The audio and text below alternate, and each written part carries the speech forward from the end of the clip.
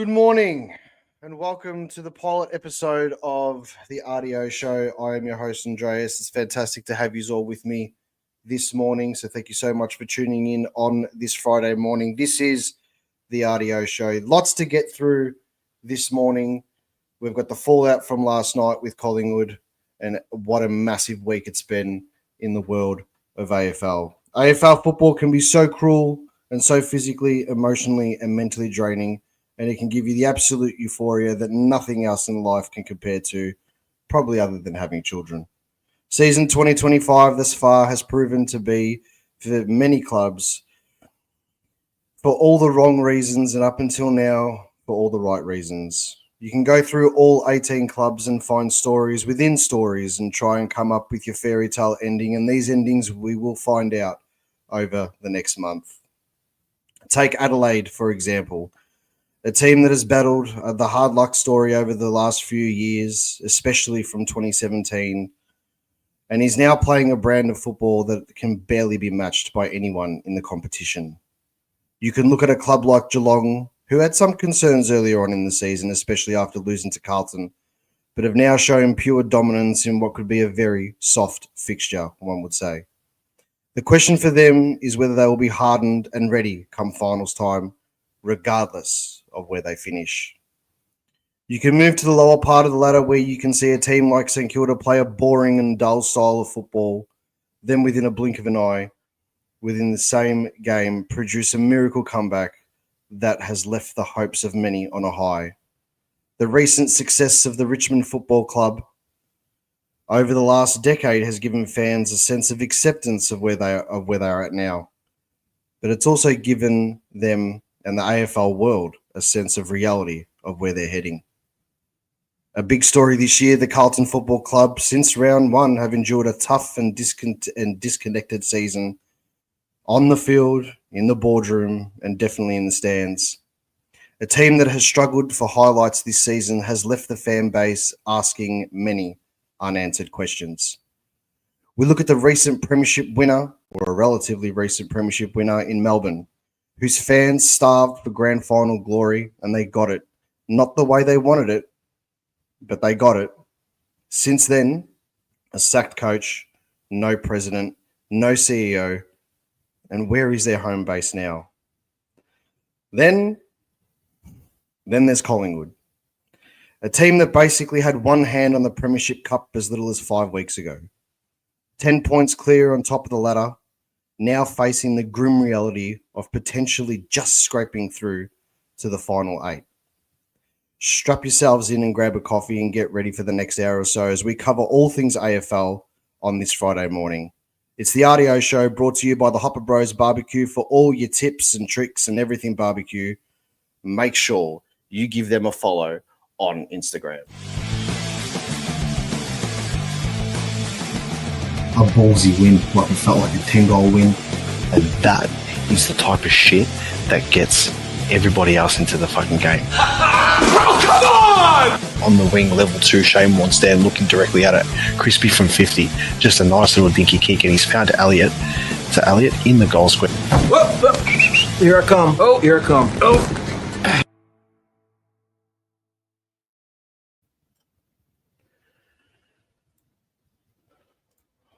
There are many topics to get through today. We've got the Melbourne coaching saga. We've got Collingwood's performance last night, and there will be a review on that later today, which will be posted on the channel. A Port Adelaide legend retires, and there is just so much more that we need to get through. We'll be taking messages. We'll be taking calls. The link on stream, the link for the channel is on the chat now. So we'll be taking people to jump in pretty soon. First and foremost, on Tuesday, Tom Morris broke the news. Tuesday morning, Tom Morris broke the news that Melbourne had sacked its football coach. Simon Goodwin gave Melbourne something that they were starving for many years, for many decades. Just 4 years later, he's been given the sack. So where does that leave the Melbourne Football Club now? You look at their base. Where are they based?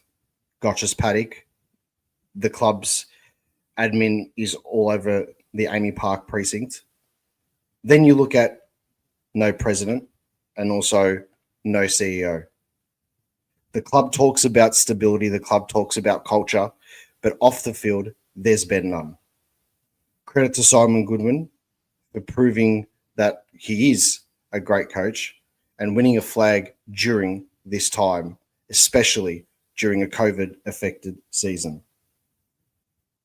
So where does that leave them now? Well, Troy Chaplin will take over as assistant coach. He is an assistant coach who will take the reins for the remainder of the 2025 season, and he's been with Melbourne since 2016. Another coach that's in the spotlight is John Longmire, one of the best coaches of the modern era, steering Sydney to 12 final series, 4 grand finals, and a premiership in 14 seasons. Then you have Adam Simpson. Spent 11 years as coach of West Coast, guiding the Eagles to 2 grand finals and ultimately the 2018 premiership. He earned a reputation as one of the sharpest tactical minds in the game. What about Ken Hinkley? Proven motivator and reinventor who will soon sign off after a dozen years at Port Adelaide. 6 final series, but 4 preliminary final defeats. Then, putting the Collingwood hat on, there's Nathan Buckley, a Collingwood icon who coached the club between 2012 and 2021, inheriting the job in volatile circumstances from Mick Malthouse, created his own blueprint, however, reinventing the side for a push to the 2018 grand final and 2019 preliminary finals. He is keen to coach again. Then there's Danny Daly, Chris Fagan's right-hand man at the Brisbane Lions, and long thought of as a senior coach in the waiting. He has to be a contender. Daniel Pratt, part of the next wave of coaches in the competition and the AFL Coaches Association Assistant Coach of the Year last year at the Western Bulldogs. He took charge at West Coast Backline in 2018, which stunned the competition with its Weagles web game plan. And he's currently the backline coach at the Western Bulldogs. Then you got Adrian Hickmott, part of the next wave of coaches in the competition, development coach at Essendon, assistant at West Coast, and now the forward coach at Hawthorn. You have Ashley Hansen, Carlton senior assistant coach, often linked with vacant coaching positions and highly respected at Icon Park. He coached the Western Bulldogs to the 2016 VFL Grand Final. Brett Montgomery, Monty Stocks have risen at GWS, where he is Adam Kingsley's right-hand man, in charge of the backline and team defense at the Giants. The last one is Stephen King, veteran assistant coach who was strong contender for the West Coast job, worked at St Kilda, Western Bulldogs and the Gold Coast, where he served as interim coach in the wake of Stuart Dew's sacking. Currently a senior assistant alongside Chris Scott and Geelong. Corey Enright, Sean Grigg are the other two that are also in the mix. There are plenty of senior assistants also at clubs at the moment. One in particular is Collingwood senior assistant coach Hayden Skipworth, who, for some reason, in my opinion, should have been the absolute front runner to get the West Coast job, but was pinned at the post by Andrew McQualter.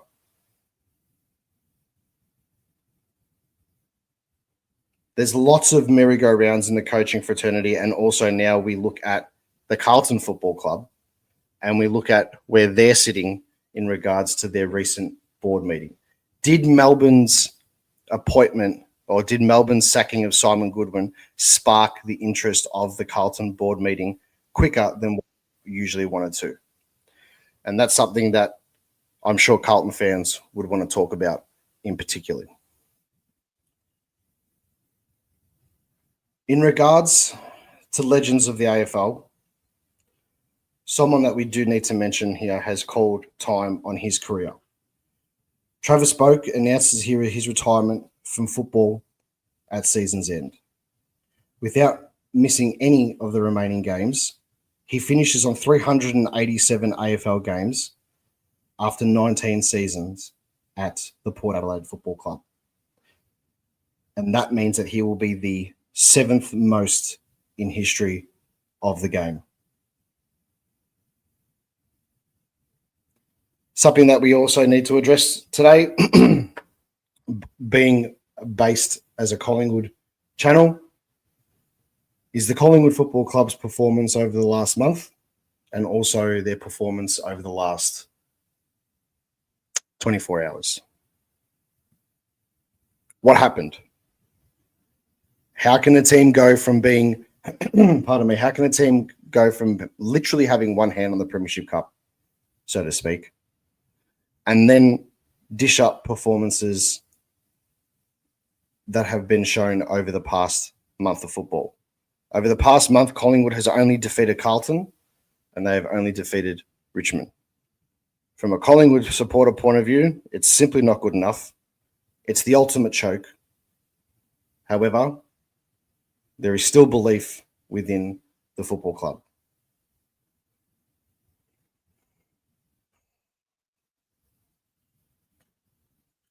There were ins and outs over the weekend for Collingwood. There were ins and outs over the last month of football and pretty much throughout the whole season. You've got 4 in, 4 out, 3 in, 3 out, 1 in, 1 out, and so on and so forth, which has continued over the majority of the season. If you look at the Collingwood Football Club and you look at the way they played in the middle part of the year, there weren't many ins and outs. There weren't many managed players. There wasn't much rotation. And the brand of football that they played then is still better and stacks up better than the brand of football that any club has played over the majority, if not the whole of the season. Before we get to the Collingwood Football Club and we take calls and we take people in and we read the messages and stuff, there is one topic also that we need to discuss today, and that is the fixturing of the round 24 floating fixture. It came apparent the other day, I believe it was early yesterday or late on Wednesday, that Channel 7 has decided not to televise the Thursday night clash between Essendon and Carlton. If that's not a slap in the face to those clubs and those supporters, I don't know what is. So round 24, the AFL released a fixture. Thursday, the 21st of August, Essendon will play Carlton. On Friday, the 22nd of August, a must-win for Collingwood, regardless of what happens next week against Adelaide. They will play Melbourne on that Friday night. It's a double header on the Friday night. An hour later, Port Adelaide will play the Gold Coast Suns. On the Saturday, North Melbourne will play Adelaide at Marvel Stadium. And for the second time in a month of football, Geelong get the cushion fixture and play Richmond at the MCG. West Coast will host Sydney at Optus Stadium. And then on Sunday the 24th, the GWS Giants will face St Kilda. And for them, could be the do-or-die clash that sees them make the final 8. In one of the biggest matches of the year, just following that game at 3:15 p.m. at Marvel Stadium, the Western Bulldogs will host the Fremantle Dockers. And at 7:20 at night, another blockbuster clash between the Brisbane Lions and the Hawks. And after Hawthorn's performance last night, they have every chance of beating Brisbane at the Gabba. Then there's Cyclone Alfred's revisitation when the Gold Coast Suns will host Essendon on Wednesday, the 27th of August. That game could have been, if Essendon continued to play some sort of decent football as they were sort of at the start of the season, that game could have proven to be a game where Essendon were fighting for a top 8 position and Gold Coast a top 4. But now there's even more significance to this game, as the season will be finished. Places in the top 8 would be sorted. But now on the flip side, they won't be, because the Gold Coast Suns, who will probably be sitting around, the 5th to 7th position, could potentially be fighting for a top 4 chance when they play Essendon at People First Stadium, and you would assume they would get the win.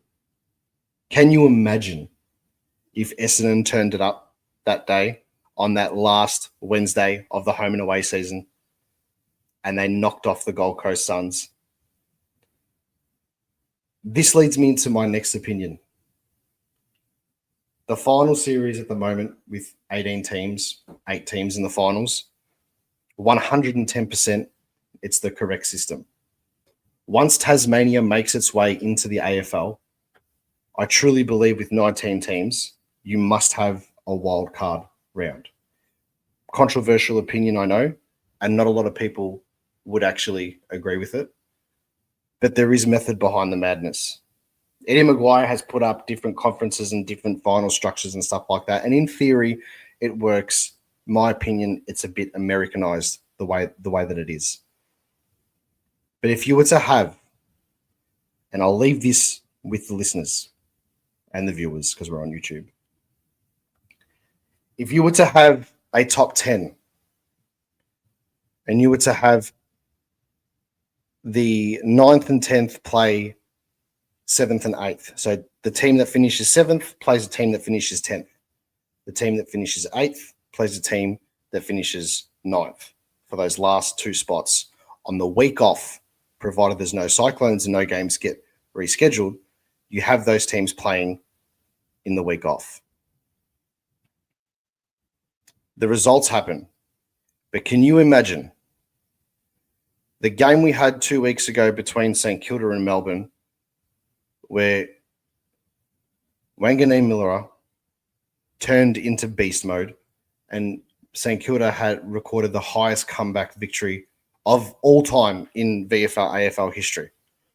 Can you imagine there's 2 teams towards the bottom of the ladder or in that pack that are fighting for that 9th and 10th spot? And that was the type of game that was produced. It was an amazing game, something that we're going to look back on for many years to come. But can you imagine if that was also a spot for a wild card position into the finals? I understand the counter argument in regards to what happens if the team that finishes 10th makes the wild card and then starts knocking off other teams in the finals. Well, then if the team that finishes 10th in the finals starts knocking off the teams that finish 5th and 6th and 4th and 3rd and eventually makes their way into a grand final, which is unlikely, let's be real. If that was ever to happen, well, then that just proves the evenness of the competition. And it also proves that the top 4 shouldn't be a top 4. We're going to get to some of the callers in a second. I've just got to look through the comments here. And obviously there's a lot of Collingwood supporters that have already commented here. RJ has said, enjoying the analysis. It's always good to step back and put things into perspective. Another Collingwood point of view from Mello, a long-time contributor to the channel. Only hope is to win it from 5th like Brisbane in 2024. Unfortunately, I don't believe that Collingwood may even finish 5th after the performance last night. I am being a bit of a pessimist in regards to it, but however, the way that we played was the most concerning thing last night. Ben Zero says here, it doesn't happen very often, eh? It happened last year, and I think the last time it happened before that where a team won the grand final from outside the top 4 was, in fact, the Western Bulldogs in 2026. We'll get to our first caller for the day. Nathan from Hopper Bros Barbecue has joined the line. I will add him into now. G'day, mate. How you going? Hey, mate. How are you? Good, good. Can you hear me? I can hear you perfectly fine. Beautiful, beautiful, mate. What's your take? Last night, shocking. Horrible. Yeah. Good night's sleep, bit of closure, but not good enough. I'm not going to lie. I think I went to sleep last night, and after I got home from the footy, and I quickly jumped into bed, and I was watching a couple of other YouTube channels quickly, and just seeing some of the responses from the Collingwood supporters, and the only refreshing part of it all was that I sort of didn't feel alone in that sense. We're all sort of feeling the same feeling. I saw you before the game and we had a bit of a chat, and I'm not going to lie, we were pretty optimistic about our chances against Hawthorn, especially after what how we played against them at the start of the season. And I said it on my channel, obviously in the preview yesterday. The team that we played against Hawthorn last night, it wasn't very dissimilar to the team that we played against Hawthorn 2 months ago. Now, we won by, 50-something points in. They won by 64, so you average it out to about a 120-point turnaround. Do you think we're a 120-point team worse off than what we were a couple of months ago? Nah, I don't know where it's gone wrong. Like you would have thought, do they get up for Saudi's 350? Like it's just too, yeah. Yeah. Like Pez is 150. Like he's been a great pickup, but he's played 22 games for the club. Like, yeah, there's no reason they couldn't get up for side bottom last night. It's been a servant for so long. Yeah, just shocking. Yeah, I don't know where that face on. Yeah, we face Adelaide next Saturday night. And it'd be the most typical Collingwood thing if we went out there and we knocked them off. It'd be the most Collingwood thing to do against the side that we've had they've been our puppets or however the saying goes. We've pretty much owned them for such a long time, and we've owned Adelaide Oval as if it was our own for such a long time. This one's got a little bit of a different feel about it. They're playing a style of football that very similar to the style of football with their three tools that we were playing in our good patch where we pretty much went undefeated for 8 weeks straight. They're playing that now at the right time of the season. And our boys are going to respond. I mean, we expected a response from them, obviously, last night after the Brisbane game, and it didn't happen.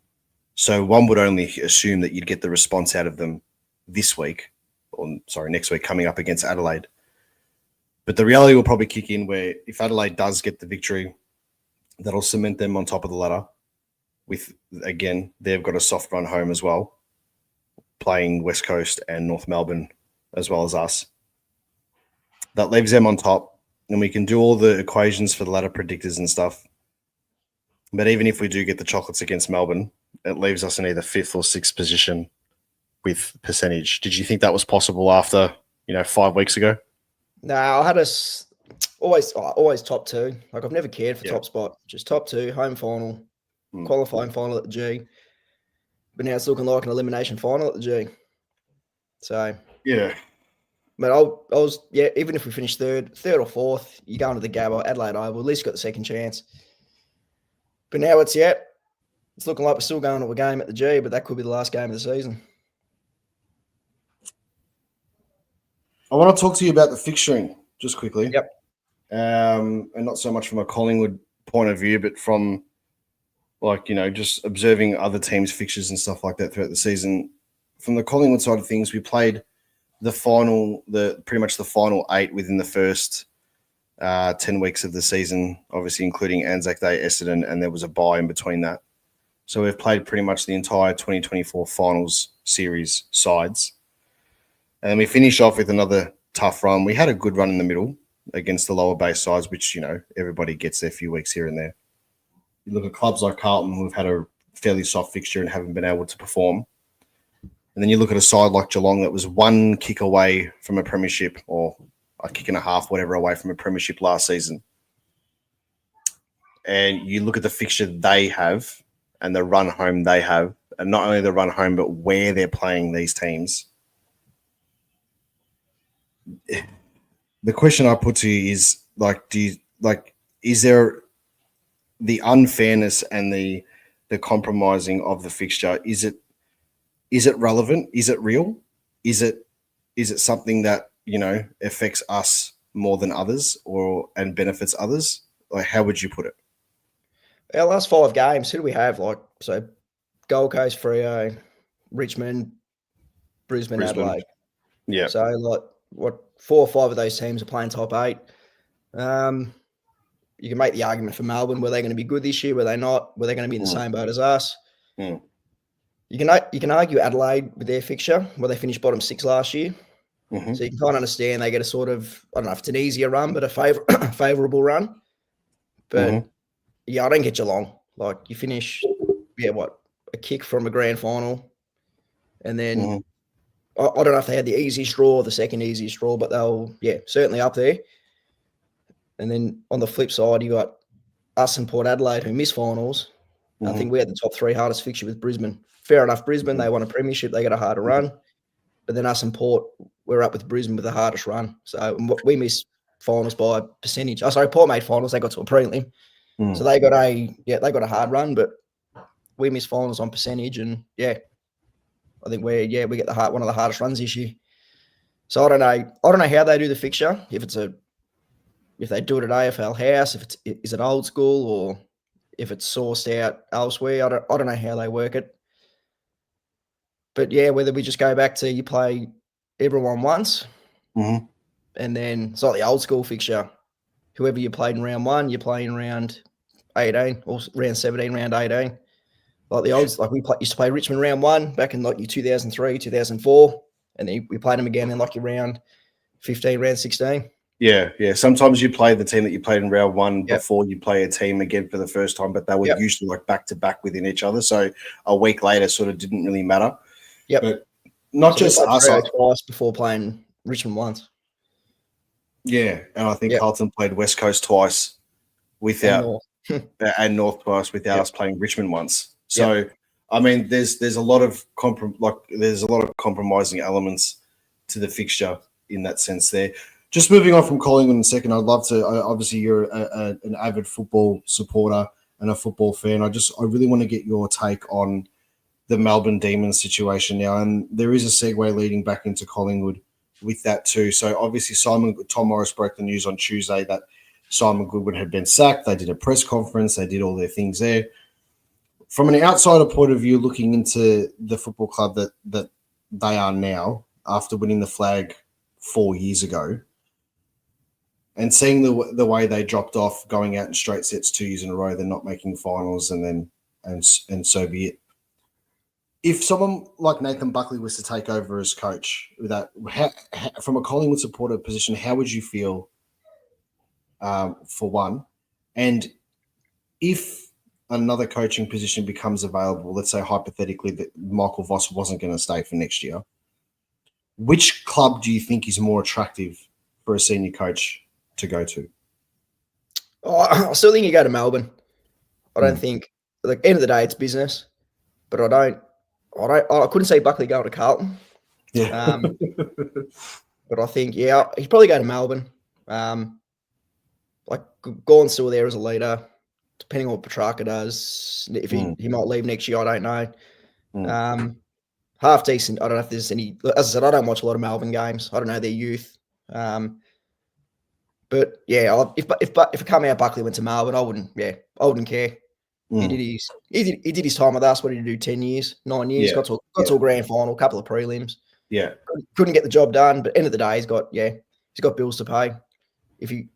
Maybe he's the kind of guy he needs to go to a different club, different view, just like what Pendlebury wants to do. Yeah, exactly. Otherwise, he might go to another club to coach or as an assistant coach, just to get a different feel of a different environment.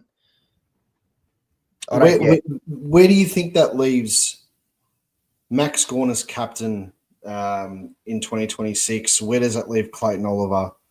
And obviously, where does it leave someone like a Christian Petrarca who, quite publicly made it aware to the football community that he wanted out of the Melbourne Football Club? And then just as quick as he did, he's made it quite clear that he wanted to stay. Where do you think it leaves them three? But first, what do you think about, does Max Gawn stay as captain for Melbourne? Maybe as 1 year under a new coach.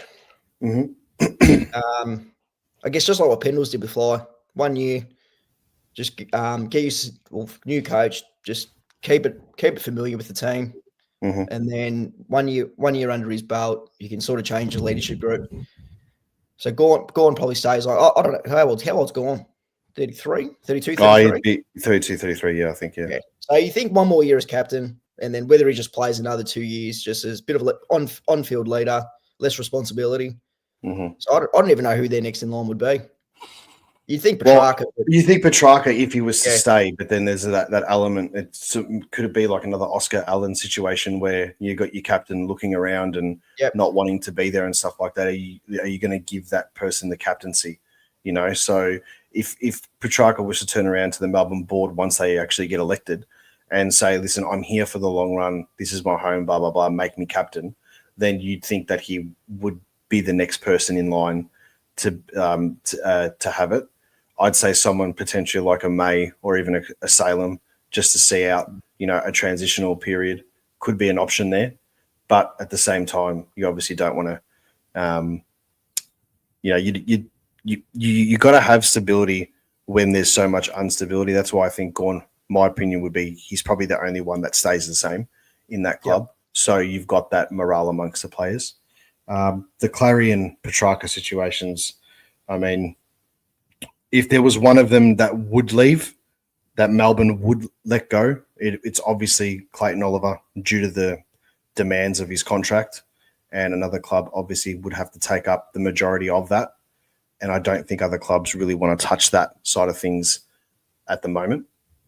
But then you've got the stuff with their home base and where they're located, and they don't have like a set stadium, they don't have a set ground. It's just Gotch's Paddock, and their offices are, down the road sort of thing. So I think there's a lot of things there that you're probably going to take into consideration. Nevertheless, back onto the pies for a second. Nathan, what are your predictions for Collingwood over the next 2 weeks? Do we get 2 wins? Do we get 2 losses? Do we go 1-1?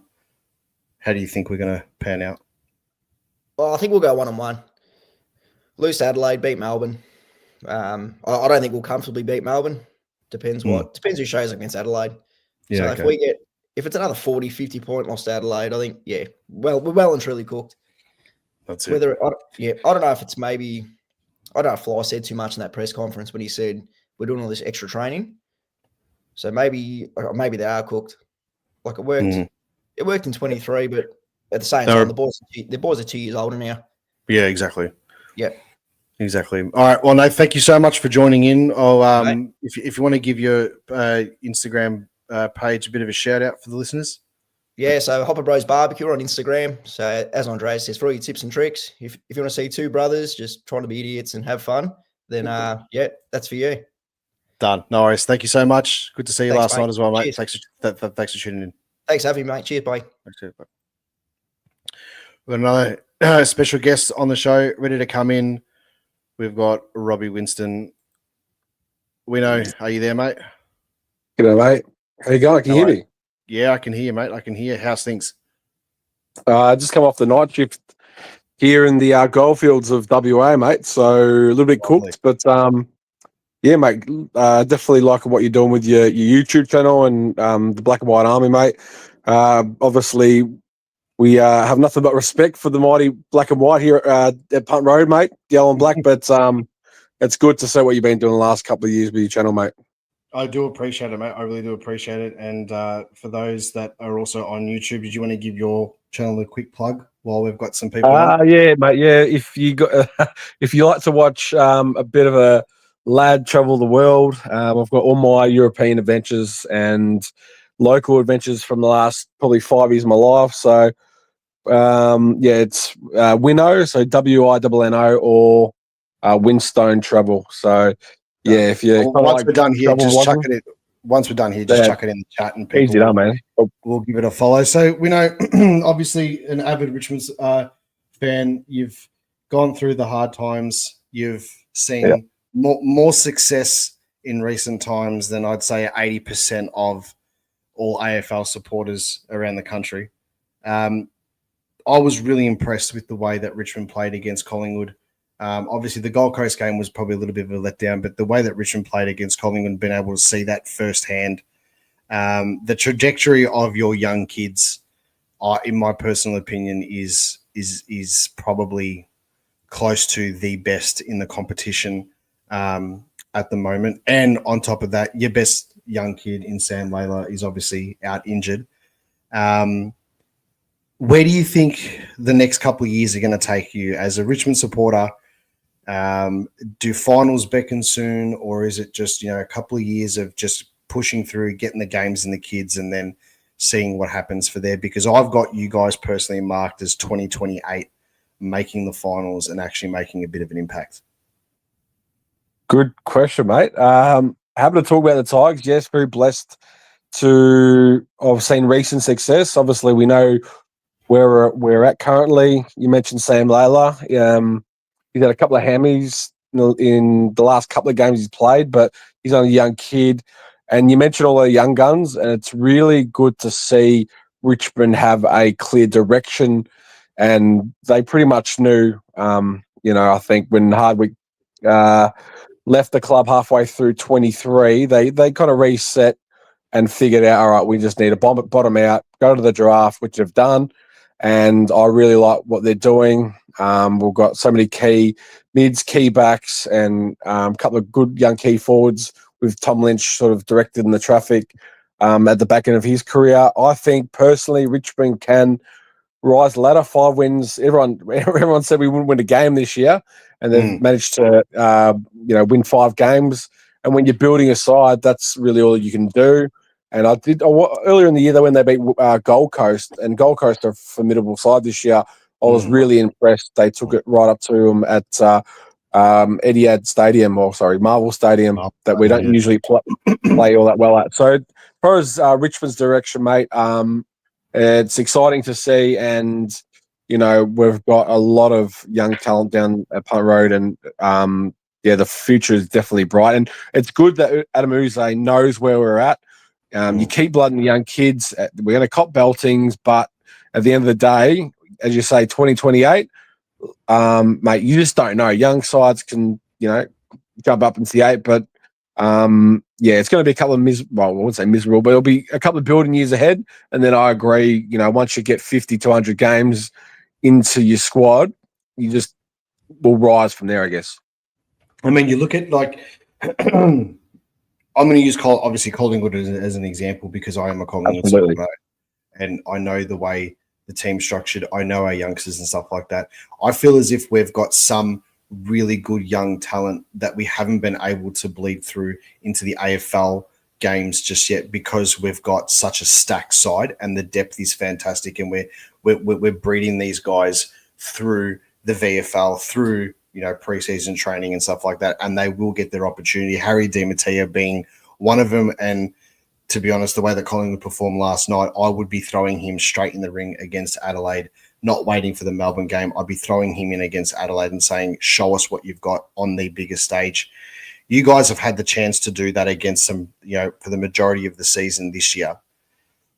Your trajectory Sorry, you go. No, sorry, I cut you off. I apologise. No, it's all right. Your trajectory of your youngsters and where they're going is second to none because they're getting that AFL experience. If you look at another club, for example, like Essendon, I think they're in a very similar position to you guys in regards to their youngsters, regardless of some really disappointing games and some disappointing aspects and some weeks of their senior players.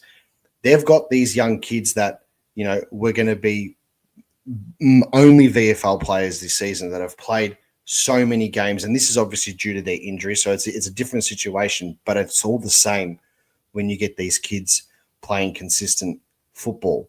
Their trajectory as well is going to be, in the next couple of years is going to be fantastic. Is the game plan, though, that Adam, and I'll put this to you as a Richmond supporter, is the game plan that Adam Uze is playing with Richmond at the moment, is that something that's going to be, do you think that's going to be sustained as these kids develop, or are they going to have to chop and change styles once they start to get better, in your opinion? I feel like when you mentioned game style or game plan, Richmond, they're very methodical in their ball use, and I feel like Adam Uze is trying to build that into the squad. So I don't feel like the game plan changes too much. The personnel does. I think when you're blooding youngsters, you're obviously trying to work out who's going to be in your next premiership side and who's not. And that really just comes down to, who comes into the club, the way they draft. But as far as the nucleus, I feel like Richmond have recruited really well in the last couple of years. And, as I said earlier, they've bottomed out for a reason. They're building it up. And I feel like they will keep the same game plan and build on that as you go along the evolution of building the side. But I don't think what Adam Uze is doing. I think Richmond are playing a very methodical, but quick transition game of footy. And, it just really depends on how they recruit the next couple of years as to how that looks in, as you say, 2028 and beyond, mate. But I really like what they're doing compared to as I said, this year we were meant to be the most inexperienced team of AFL. All the so-called experts said we wouldn't win a game, which is laughable because anyone can beat anyone on any given day if you don't show up. Well, that's true. Just to make a quick point there too, is you did beat Sydney last year, and Sydney were the grand finalists, and you did actually tower them up at the MCG. So, and I understand that you had a little bit of a different side out there, and you had some players leave, but you still had a lot of the same players that are playing this year as well.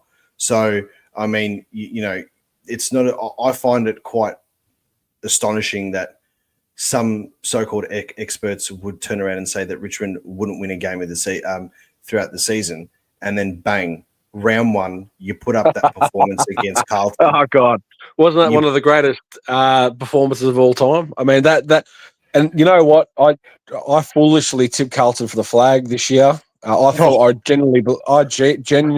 believed in. I thought they were going to come good. I thought 23, they got to a prelim. It was a bit of a lull year last year.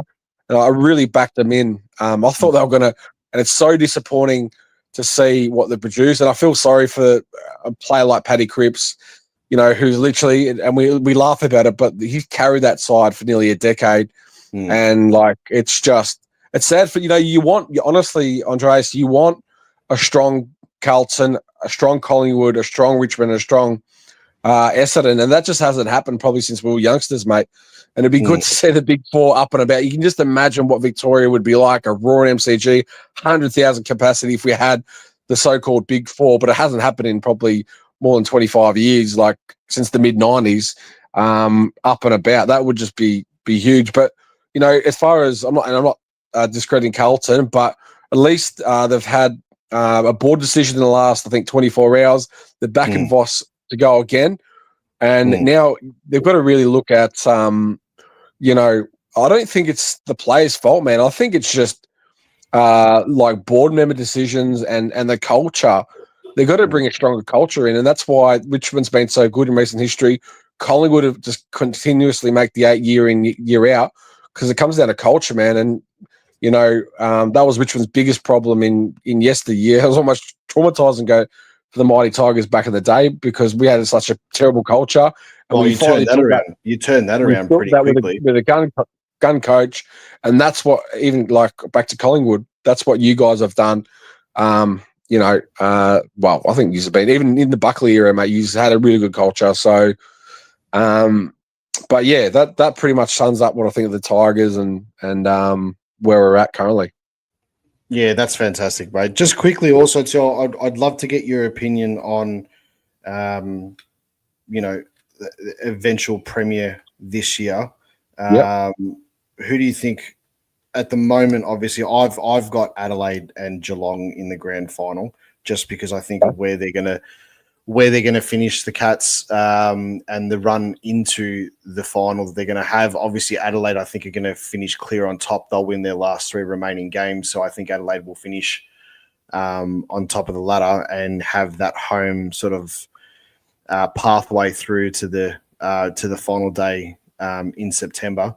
Who wins out of that? I don't know, because I don't know if I think if Geelong are to play some really hard competitive football and get cherry ripe leading into a grand final, I think they will win it. But then at the same time, Adelaide are producing a style of football at the moment which I don't think many teams can match, and that's just they're in form. They're hot at the moment. They're this month's flavour, pretty much, so to speak. I don't know who would win it, but I do have them two playing in a grand final. What's your take on that? It's interesting you say Geelong. I've actually got them out of my premiership contention. They do it. They're amazing, Geelong, aren't they? They year in, year out. You think they're too old. You think they're going to fall off the canvas. You think that they won't be able to sustain what they do, and they make the top 4. But they're going to do it again. They're going to finish in the top 4. The queries I've got on Geelong, their top end. So they're probably first 12 to 13 players are top end. They're got a couple of A graders, and then obviously Paddy Dangerfield and Cameron, who's chasing his 100 goals, and he's going to win the Coleman. But I think after about player 12, 13, I feel like they're just too reliant on those superstars at the top end, and I just wonder, come finals time, when you mentioned Adelaide, they're the flavour of the month. They just absolutely destroying everyone they're playing. They're going to win the last three. They'll finish top. I just don't think Geelong have got enough, whatever it is that you want to call it, to challenge an Adelaide.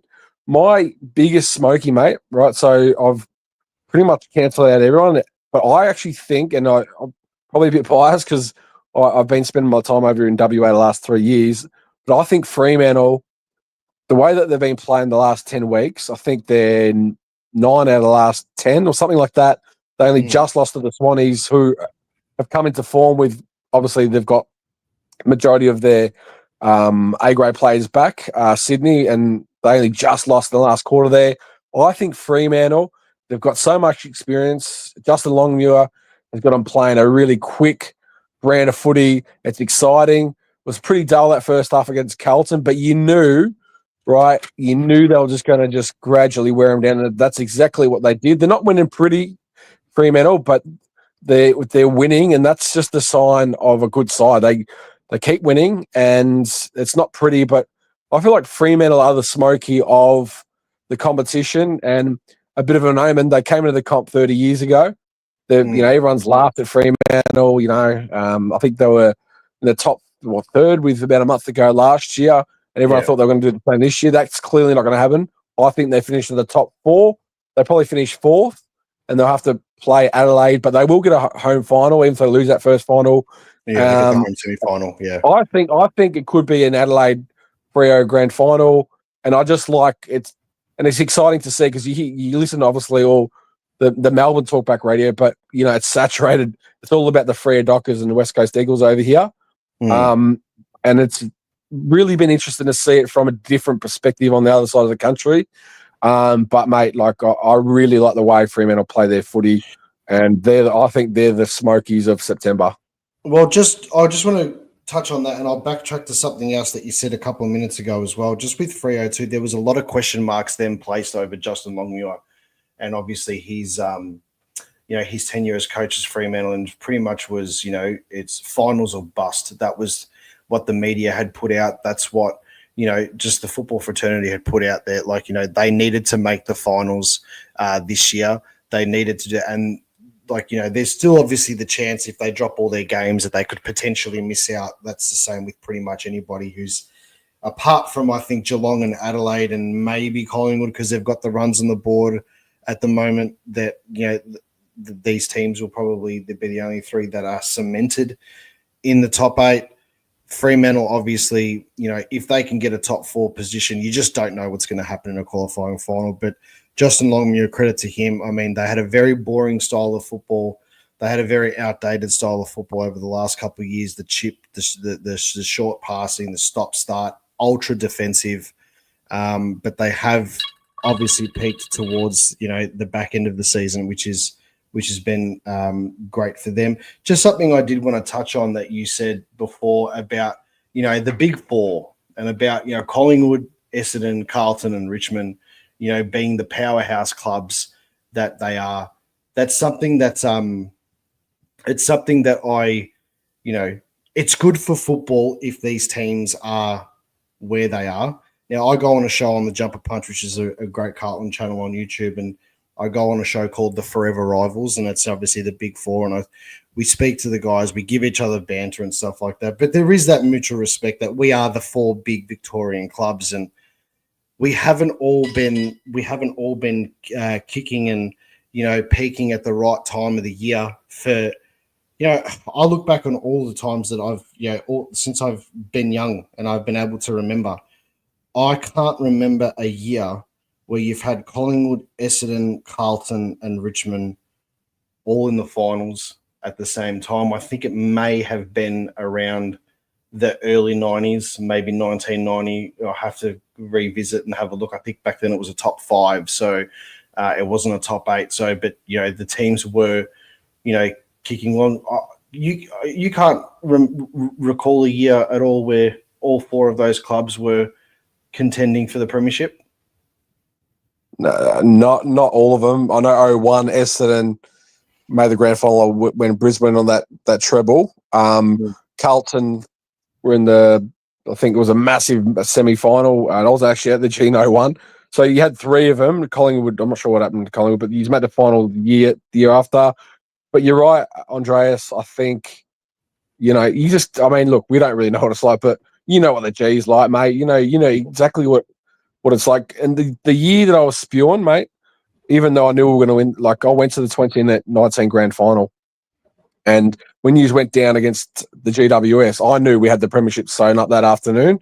If Collingwood had held on that afternoon, I don't know if we would have won. It would have been I was spewing because that would have just been the most unbelievable week of, like the grand final parade for Richmond. Well, you look at the year before with the preliminary final, and obviously I'm not going to boast about that, regardless of the thing. It's not what I'm here for today. But from a fan perspective, I'm a gold AFL. I'm a gold AFL member personally myself. Yeah, so I have access to tickets. I have access to pretty much everything. All I've got to do is just jump on Ticket Tech at the time, punch in my AFL Gold barcode number, and then grab my tickets wherever they're allocated. It doesn't matter as long as I can get a ticket. That 2018 preliminary final was the hardest game to get tickets to.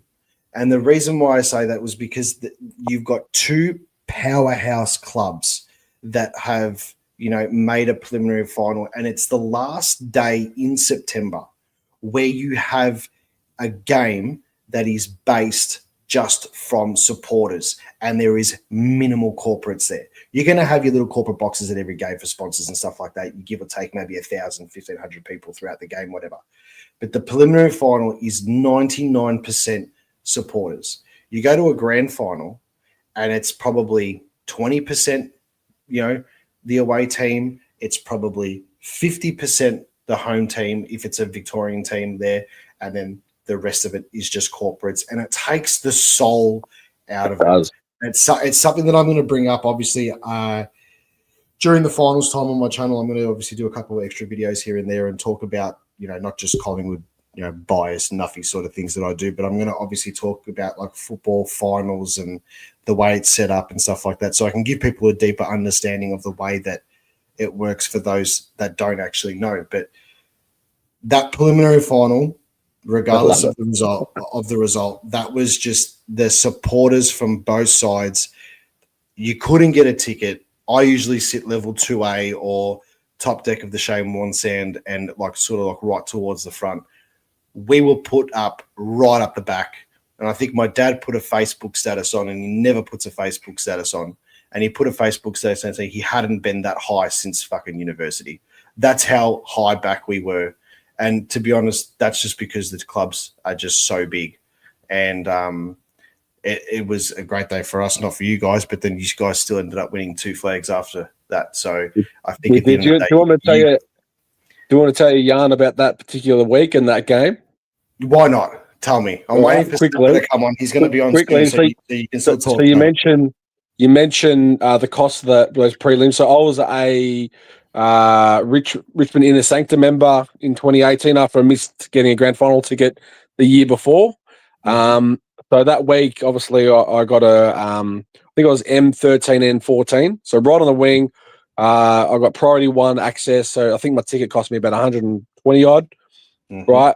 Anyway, I just decided because of the fucking, excuse my language, just because of the nature of, as you say, it's a corporate game now, mate. It's not about the fans anymore.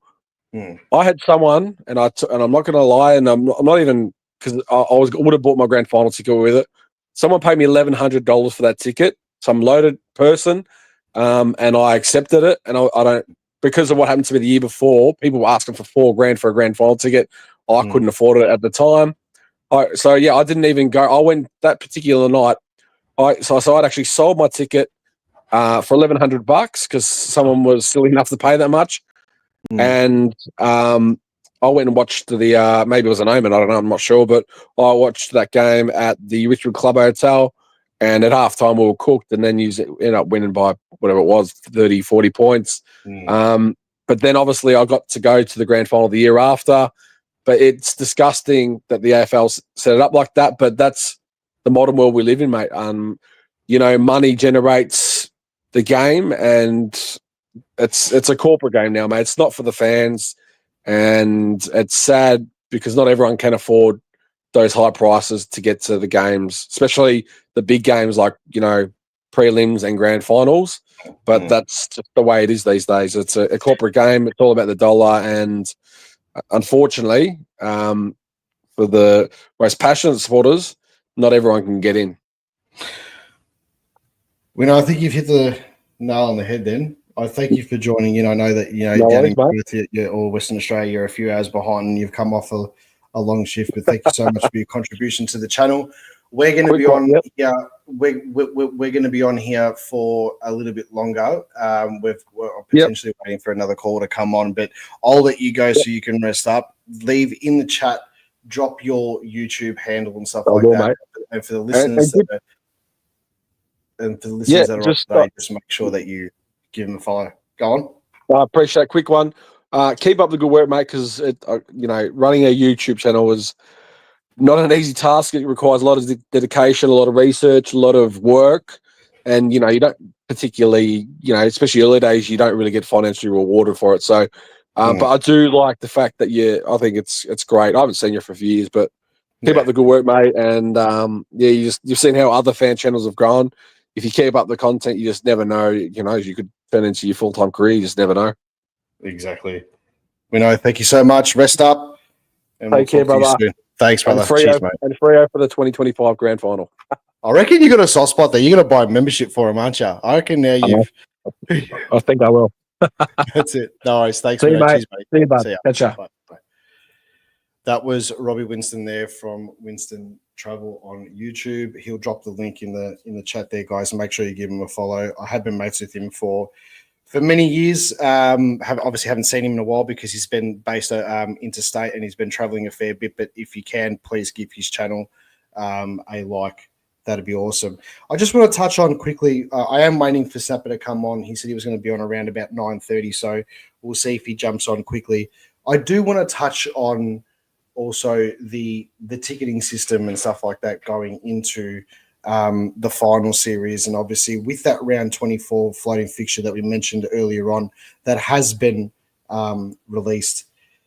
So the tickets go on sale pretty much, I believe, Wednesday for AFL members. And I'll do this from an AFL member point of view because I don't know when the tickets go on sale for each club, in particularly for the club members and stuff like that. I don't want to talk on behalf of those members. But from an AFL member point of view, for the Collingwood and Melbourne supporters, our tickets go on sale for the round 24 clash at 2 p.m. on next Wednesday, which I believe is the 13th. I'll just double check. Sorry, I should have had that prepared earlier. So that's the 13th, yes.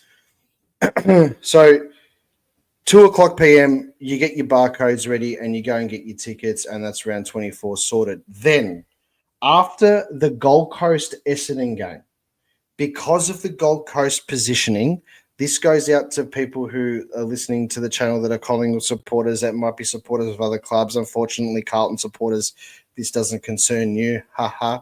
But the tickets will go on sale after the Gold Coast Essendon game, simply because of the positioning of the Gold Coast Football Club and where they sit on the ladder.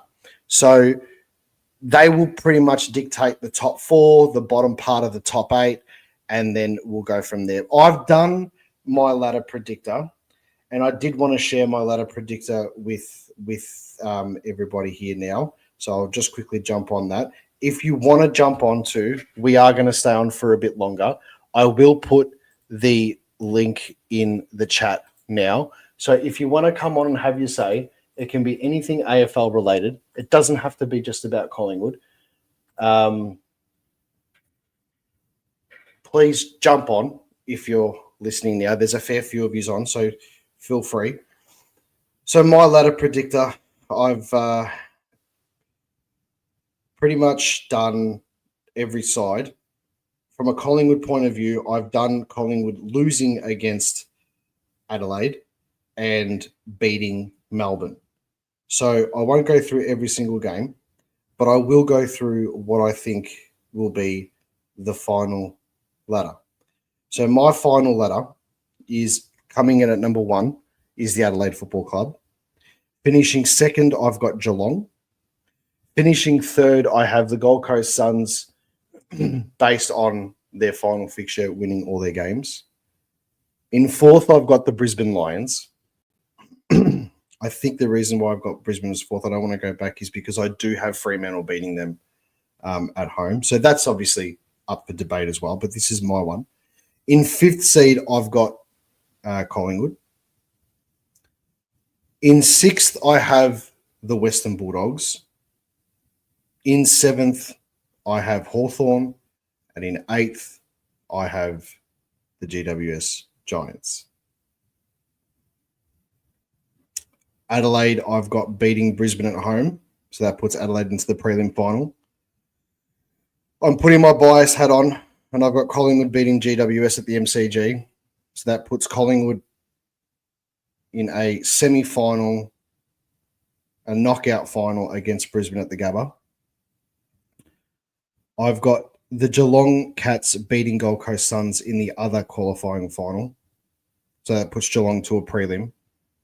And then I've got the last game that I've got here is the Western Bulldogs versus Hawthorn in an elimination final, which I think will be played at the MCG. Excuse me. That final, I think it's going to be one of the, if that final does happen, I think that'll be one of the best games to watch. The way that Hawthorn played last night, their fast pace, their fast ball movement from the back line. I'll get into that stuff more in my review, which I'll do later today. But the way that they were able to switch the ball against Collingwood, and Dan, who's also on another show that we've got here on the Black and White United YouTube channel, on the Sharon stand, he put it perfectly to me last night, and it happened right in front of my face. And I will say this in my review. Hawthorn are able to switch the play, and then as the opposition team rolls over to man up, before you know it, they've cut back in the middle. And they've split the middle open, and they've just gone straight into the forward line. And you've got teams marking the ball. You got them marking the ball, one out directly in front of goal, leaving defenders all over the shop. And they've done it not just against Collingwood. So I'm not just saying it was against us. They've done it week in, week out, and they did it in that first quarter against Adelaide the week before when they got themselves 5 goals up. So the Bulldogs and Hawthorn game, I'm 50-50 on. I personally, though, however, think if the Dogs have a full side to play for, they would be able to get some sort of momentum coming into the forward line to Sam Darcy, and that is the reason why I would tip the Western Bulldogs. So that'll leave the Gold Coast Sun and the Western Bulldogs playing off against each other in the other semi-final, and then I would have the Western Bulldogs beating the Gold Coast Suns and the Brisbane Lions beating Collingwood. That'll leave a preliminary final of Adelaide versus the Western Bulldogs, shades of 97, shades of 98. I think that they played both the Bulldogs those years in those preliminary finals, and what preliminary finals they were when Tony Liberatore thought that he kicked the goal and they picked him up and it actually missed. Adelaide would be too strong for the Dogs at home.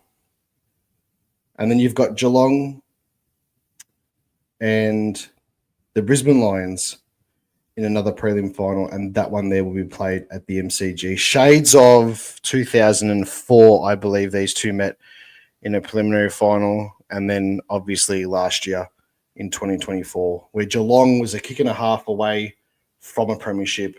And I tell you, if they had beaten them, then they certainly would have beaten Sydney on the day. I think they get the job done against Brisbane at home. And as I said before, that leaves an Adelaide and Geelong grand final on the last day in September at the MCG, in my humble opinion. Very different to what I thought maybe a couple of weeks ago, where I had the Pies finishing in the top 4 and playing Geelong in a qualifying final. and beating Geelong in a qualifying final, which unfortunately I don't think that's reality anymore. And there's a lot of water to go under the bridge for the rest of the season. If you want to jump on, we'll be on for another 5 minutes. Please click the link in the chat, have your say, or send a message in the chat, and we can we can talk about it. I'll wait for Snapper for another couple of minutes. If he doesn't join, I will leave. I will finish up the show. I do have the review also to do today for the Collingwood game. Now, if it was an Adelaide Geelong grand final, I think I would tip Adelaide simply because of the way that they are performing. You'd want Geelong to have that hardened sort of phase within the finals that we spoke about before. Their soft fixture at the moment, I think, leaves them extremely vulnerable at the start of the finals. I've got them facing the Gold Coast Suns, which I think they would beat. I think that's probably the only team in the 8 that they would beat come a qualifying final, because I do think they're better than them. But if some slight things changed and they were to face a Brisbane Lions, or even in the reality, and I'll put this back to the Collingwood supporters, in the fairy tale land that Collingwood pulls out an absolute Collingwood and somehow manages to defeat Adelaide next Saturday night, and then goes on to beat Melbourne, and then potentially finishes 4th, and then has to face Adelaide in a qualifying final. And then for some reason we end up facing Geelong throughout the finals or whatever. As a Collingwood supporter, I would absolutely love to face Geelong. That was up until about 12 hours ago. Will they be ready, Geelong? Will they be hardened with this soft fixture? Because at the moment, looking at their team, they just come across as flat track bullies. You've got Jeremy Cameron, who, hey, if they make a grand final, could potentially kick his 100th goal on grand final day. What a sight that would be.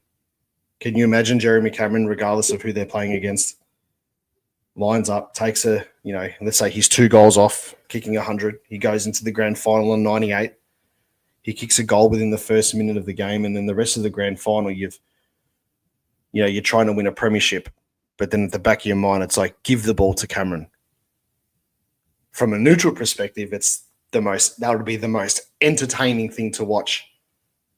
But from from a supporter where your team's competing, imagine being the opposition. Imagine being the opposition and you're a couple of goals down, and they're trying to feed the ball to Jeremy Cameron. They say, no, we just want to win, but deep down, they're looking for him. And then he kicks it. And then during the grand final, fans storm onto the ground, and then you've got to wait, and you're losing. And you've got to wait for all this to pass over, people to leave the ground. And then it comes halftime, you've got a halftime show. You've got to deal with all this. The third quarter starts, and then you're trying to hold on. It's a fascinating read. The fairy tale is there for a team like Geelong. The question is, can they take it? But that's something that we'll find out, obviously, within the next month of football. A couple of questions here we've got here. Ben Zero has said, at the very least, the Pies are capable of turning it around. At worst, it stays this way and we fizzle out. In the middle, we find out we just aren't good enough this year. I think the Pies are probably a little bit too good just to fizzle out. I still think there's something left in the tank. There'll be some story written there. I don't think it's a premiership this year. But I do think, however, it may be, knocking a team out or winning 2 finals and making a prelim on the back of some pretty piss-poor form, let's be real. But there's so many stories within that. There's so many stories within that with Dan Houston, Jeremy Howe, which I'll get to RJ's comment in a second, with the contract talks, which the media have now put the spotlight on Collingwood. If you look at the aspects of this too, and the week that football's had. You've had a coach that's been sacked. You've had a major overhaul board meeting at Carlton where the coach has survived, which we thought he would have gone. But yet the biggest story in the AFL is the Collingwood contracts. And I'm happy to call it out. John Ralph has done all that. I thought that would be something that Kane Corns would have gone to. But he hasn't touched that very often. He had some comments about that stuff today, but that was purely based on the back of the performance that we had. So that was obviously a bit more justified. But again, Collingwood are in the news because of contracts. The contract talk with Brody Myercheck is something that I don't think is necessarily playing on the minds of the club, but I do think it's playing on the minds of, the player on his own. So that's something that obviously the Pies will have to rectify soon, because you've got the contract of Darcy Cameron, you've got the heat on Bo McCreary, obviously from Gold Coast. Jamie Elliott hasn't signed, even though I am led to believe the contract terms are sorted out. It's just putting pen to paper.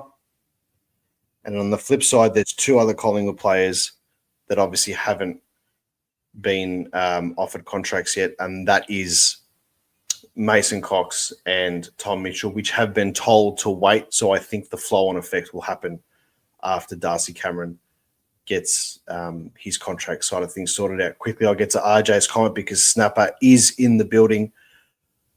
RJ, I've got to say what happened to Howe last night was sickening. The AFL have now made it very difficult for players to protect themselves properly in high-speed collisions. I have an opinion on this, and I'm going to speak to Snapper about it because obviously he's a Carlton supporter, and we've got the Stephen May incident which happened against his side. So that'll be something that we'll talk about in a minute. But I'll bring Snapper into it. Snapper, by the bay, how you going, mate? Good morning, mate. How you going? Not too bad. Thank you so much for joining in today in the first episode of the RDO show. I really do appreciate it. No, mate. Thanks for having us on. So there's a whole vast things that we can talk about, but I really want to get the Carlton perspective on sort of what's happening to them this season. We know, we can go all the way back, like I spoke to Winnow before, and he was, we could speak about round one and the loss to Richmond that you've had, or we can continue to go throughout the rest of the season. But I think the biggest disconnect that your club's got from an outsider point of view is obviously the connection between the fans and the boardroom. There's a lot of Carlton supporters that are saying to keep Voss. There's a lot of Carlton supporters that are saying, to overhaul the whole club. If you look at someone like Andrew from the Ankle Sore podcast, he's made it quite abundantly clear that he wants Voss gone. And I think it's also been a similar feel on the Jumper Punch and the Monday Blues. What's your opinion on that? I'm sort of in the same boat as them. End of the day, you'd love to be a fly on the wall at that board meeting. I mean, 5 hours is a bloody long time for a board meeting, right? And it wasn't the result that a lot of members were hoping for. The question that I'd love answered is, if these players do have the backing of their coach and they're backing him 110%, then why haven't they been showing it? Why have there been drop-offs after half-time? I mean, you look at the game last week against Fremantle, a lot of people expected us to go in there and absolutely get annihilated, and all of a sudden we've kicked, the first 5 goals, and we're putting the amount of pressure we're putting on Fremantle, and people are like, where has this been all season from Carlton? And then the last quarter, they concede 7 goals and don't kick anything. And you go, well, what just happened in the first 3 quarters? Why wasn't it there in the last? And then you look at the week before that, and you can go back as far as you want. I mean, all the games, we've been in it. And it's always been after halftime, there's a drop-off. So how does the drop-off happen? Is it coaching? Is it play? If the players really are playing for the coach, well, you'd be seeing it on the scoreboard, right? They'd be giving it a fair old crack, but they're not. The body language says it all. So end of the day, they've decided to keep him. That's fine. My question is now, our assistant coaches, they're obviously going to get new assistant coaches, but what if mid next season we are still not playing finals, we're in the same position, and it turns out that Voss is the issue, and what I want to know is, has this decision come from Graham Wright, or is this, as we said on the Jumper Punch last night, or has this decision come from the board, and the board's gone, we can't afford to pay him out the $1 million because of the soft cap, so we have to try to keep him on. And they made it clear in their messaging to the members that he'll be coach heading into 2026, not coaching out 2026, heading into. Yeah. So, if we his get belted contract. Yeah, just on that too. His contract does state that he is coached for the entirety of next season. So they're obviously going to do that. Now, if you look back on the West Coast coaching job where Adam Simpson was coach, they couldn't get rid of him the year before because of the payout clause with the soft cap. That's the reason why they kept him on there for the majority of the season after. And then when it became quite evident that they needed to move him on during last season towards the back end, they were able to get rid of him because he'd seen out pretty much, and they'd paid him most of the contract anyway. So the payout was okay after that. They didn't want to lose $1 million or whatever it was on the soft cap beforehand, and then obviously have to find a new coach and pay for it. I do think that's a similar situation than what Carlton's in, because obviously the soft cap is a completely different situation to salary caps and people getting paid in positions where it doesn't affect the cap like presidents and CEOs and stuff like that. Or sorry, presidents don't get paid, CEOs or whatever it is. The thing that I want to see from Carlton a bit more, and this is from just a football lover perspective, a neutral perspective, as opposed to obviously because I'm a Collingwood supporter, but I'll look at it and I said this on actually the Forever Rival show on the Jumper Punch too. Carlton are putting a lot of their eggs in the basket of Graham Wright, and so they should. He's got the proven track record. He's got the proven history. But I don't see enough coming out from Priestley, your president. I don't see enough coming out from the president of one of the two biggest football clubs in Victoria, let alone Australia, right? He's not coming out and he's not saying enough. The only time I've heard him in a proper interview was on the Blue Broad channel when Terry interviewed him. And even then, the answers that he gave were just straight defensive shots, and he wasn't really giving, from a supporter's point of view, he wouldn't give you guys what you asked for. He was only giving the generic bullshit cop-out answers, and I could tell that Terry was getting frustrated because they're the questions that fans are asking. Now, from a Collingwood point of view, we're looking at this now, and we're looking at the Carlton side of things, and we're like, hey, we're in a very similar position in 2021, but we had do better reports. We had all this crap going on. We had a fire sale the year before, change a coach, and Collingwood's never a club to go through sacking a coach halfway through us or during the season. We're just not that club. But we became that club and we turned it around, and Graham Wright was a big part of that. But you also had our presidents, after our president got turned over, Eddie Maguire, you also had Mark Corder come out and say stuff. You had the CEOs come out and be a public figure. I just don't see that from the Carlton board at the moment. I see it only focused on Graham Wright as opposed to the president. As a Carlton supporter, surely you'd want to see your president come out more and take responsibility and drive the ship and not throw everything at Graham Wright over the next 12 months. Well, absolutely. And that, when he was president, he was nowhere to be seen. And this president, Robert Presley, he's in Sydney. Now, you are a president of one of the biggest clubs in Australia, and you are living in Sydney, where you're nowhere to be seen. Now, people have said that he's been on the board for a long time. I couldn't give a shit if you've been on the board for the last 20, 30, 50 years. End of the day, it should have been Mike Fitzpatrick. He should have been the president, but obviously the Carlton board have too many. It's a boys' club, and recently we've appointed a vice president who is a female vice president, and she's obviously dealing with a lot of the stuff at the club. But I watched that Terry interview, and the thing is, the moment he would not answer the questions is the moment I would have turned off the camera and walked out and just said, you know what? If you're not going to answer it for the fans, we're done. Just leave it at that. They're trying to silence the members like myself and a lot of other people. The problem is you can't silence us. We're always going to have a voice, and you want that as a membership base, right? You want your members to be out there demanding the best.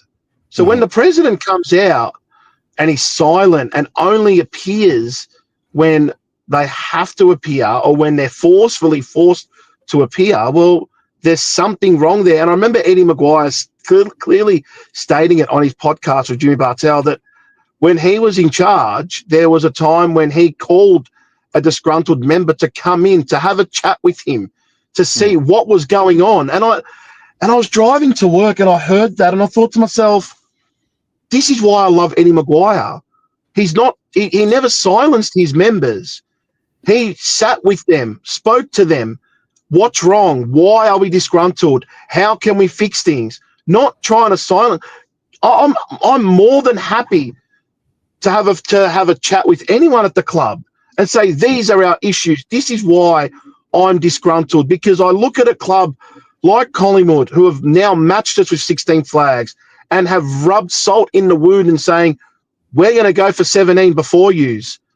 That if that's not enough to get you fired up, then you are not a Carlton person, and there is something wrong with you, because end of the day, we entered, Fly and Voss entered the coaching ranks the same time. And a lot of people said that the lists were on par. If not, Carlton was probably slightly ahead due to a lot of the names in that list. I think it was more also to do there with the age factor as well, that Collingwood correct was a little bit more older. But like the correct. stuff that you're saying too, it also is relevant also to, what I spoke about with Winnow before about, the big Victorian clubs, why are they going through this stuff? Why are the big Victorian clubs, not so much Collingwood at the moment. We've got more of an on-field problem as opposed to an off-field problem. But, why are the Victorian clubs, like, I've got a feeling that they're going to be cellar dwellers soon. I've got a feeling that such as Carlton and Essendon, potentially Collingwood, after they go for this tilt, are they going to be mediocre? Are they going to be a mid-table club? And Richmond obviously having their success and going on the bottom, they're obviously going to catapult soon. So they're going to have a year or two in the middle of the table. Our clubs are too big for this type of stuff. Our clubs are too big for the disgruntled members, the disconnection between the fans and the boardroom. And I'm mainly speaking this from a Collingwood point of view a few years ago, where we had to rectify it as well. Yeah. But, it's not all doom and gloom. From an outsider point of view, you just got to get the system right off the field. And once you get the system right off the field, it'll transcend into on the field. It's easier said than done. But believe me, we were 17th in the ladder 2 years later. We're holding up a premiership cup. I don't want to see you guys do it, but it is possible for that to happen. Just quickly, Snap, before I let you go, last night, Jeremy Howe got into a massive collision with Jai Newcomb. Now, I'm going to take my biased hat off here for a minute. I do want your quick opinion on this. You look at the Stephen May incident that happened against Carlton the other day. Now, that was a bit more of a bounce of the ball and, him going for it. This one here, if you play it down in slow-mo and you look at it, Newcomb did have eyes for Jeremy Howe, regardless if it wasn't a shoulder to a head, it was a head-on-head collision. If Jai Newcomb does get cited by the match review panel here, and I'm taking my Collingwood position out of this completely, if Jai Newcomb does get cited by the tribunal for this, what's your opinion on it? So I had flicked on the TV because I just got off with the jumper punch, and I'd flicked it on and I saw Howe was on the ground and whatnot. So it literally just happened, and I didn't quite watch the replay until I watched it on my phone. And straight away, the first thing I realised was Jai Newcomb's arms were out, ready to tackle. That was the first thing that I saw was Jai Newcomb had, and when they freeze the photo, you could see Jai Newcomb's arms either side of Jeremy Howe. So he was ready for a tackle, and then it's unfortunate the head clash. Stephen May could have. Now, this is where a lot of people go, oh, but they're, then we're trying to get players to be robots. But I'm like, Stephen May, he's got history. Forget about which way the ball bounced. He could have tackled him or pretended to tackle, and there wouldn't have been an injury. Instead, he chose to drop the arms and go straight through him, and ultimately broke his nose. Is that the good guy clause or the bad guy clause coming into the decision there from the tribunal, you think? Well, I think the problem with the tribunal is they're suspending players on the outcome of the injury, not the potential. So we look at, for example, so I'll give you an example. The Darcy Moore knee to the back against the Fremantle game. If the Fremantle player copped an injury, I can guarantee you Darcy Moore would have got cited and got a week for that. But because there was no injury, it's play on. This is where I want the AFL to be more consistent. It shouldn't be about the outcome. It should be about what that player had tried to do. So we've gone from we're suspending players for laying a perfectly good tackle, Curtis Taylor at North Melbourne. Paul Curtis. So he gets 3 weeks for Paul Curtis. A great tackle gets 3 weeks. But then Stephen May drops the shoulders, goes right through a player, breaks his nose, gets 3 weeks for that. But we're trying to stamp out the whole bumping to the head. And then last night I watched that, and I watched it over and over and over and over and again because I could hear the comment supporters booing Newcombe, and I'm like, I want to see it again. And I watched it, and I could see his arms were out, ready to tackle. And I've gone, you can't suspend him for that because he was ready to tackle the moment he grabbed the footy. This is the reason why I asked, because I'm taking my Collingwood supporter position out for a second. If Newcombe had have lowered his head, dropped his shoulders, and actually gone into him, then gone. 100% he's gone, regardless, even if he's gone. Him shoulder, you finish. You got 6 weeks for that. Season would almost be over, right? Yep.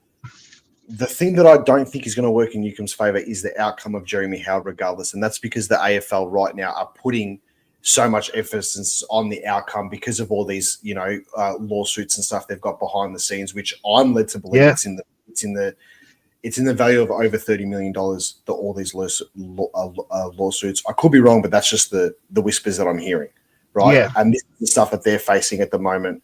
You've had players that have CTE, people that have committed suicide and stuff like that because of these injuries. So I can understand the stance on the AFL in regards to it's just a results-driven outcome decision, right?